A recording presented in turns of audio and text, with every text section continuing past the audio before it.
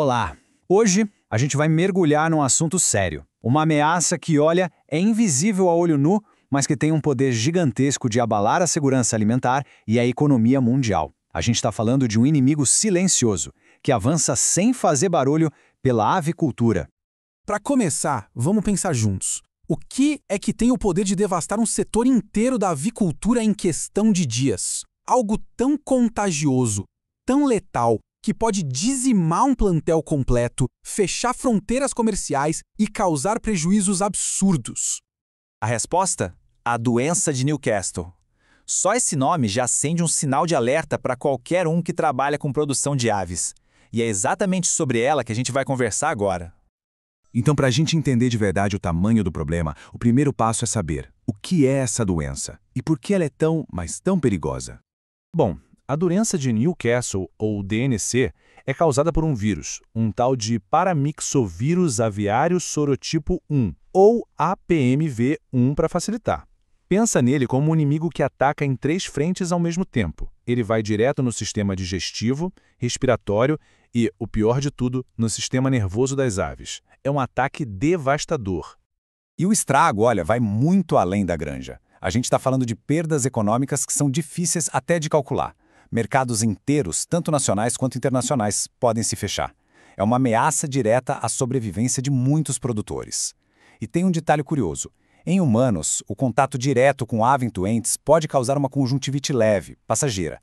Nada grave, mas mostra que o vírus pode sim pular para a gente. Agora, um ponto super importante.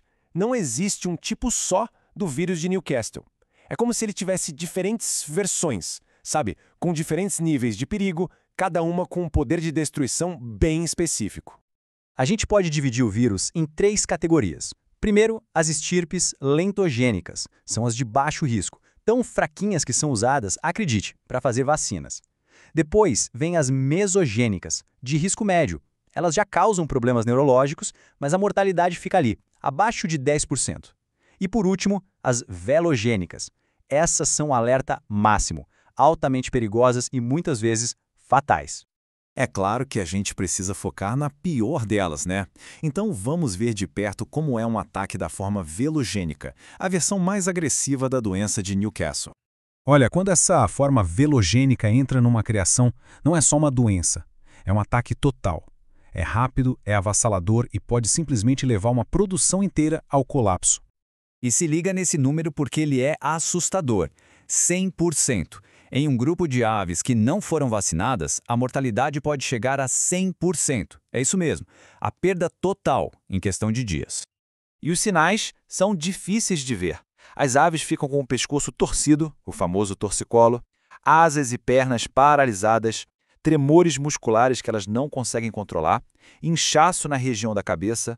São sintomas neurológicos muito severos que mostram o quanto esse vírus é destrutivo.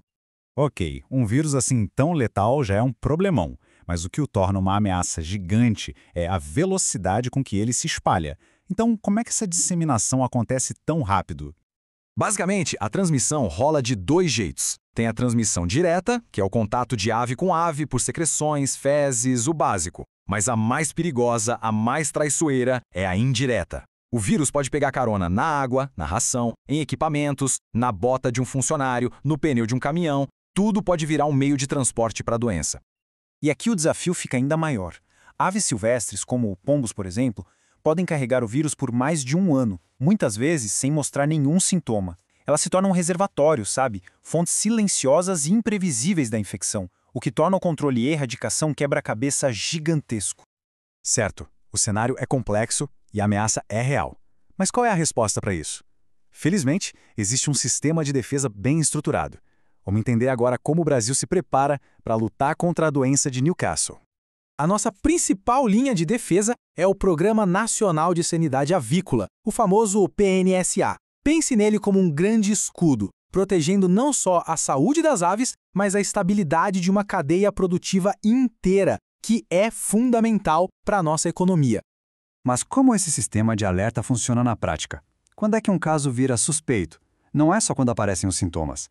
Se a mortalidade passa de 5% em 3 dias, ou se a produção de ovos cai de repente, pronto. Esses já são gatilhos que disparam alarme.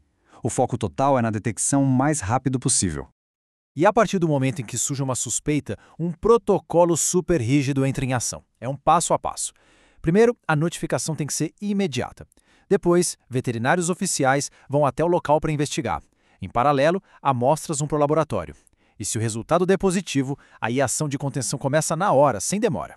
E quando a gente fala em contenção, as medidas são bem drásticas, mas absolutamente necessárias. Isso significa o sacrifício de todas as aves do local, desinfecção total de tudo e uma vigilância super rigorosa em toda a área ao redor. O objetivo é um só: garantir que o vírus seja completamente eliminado dali.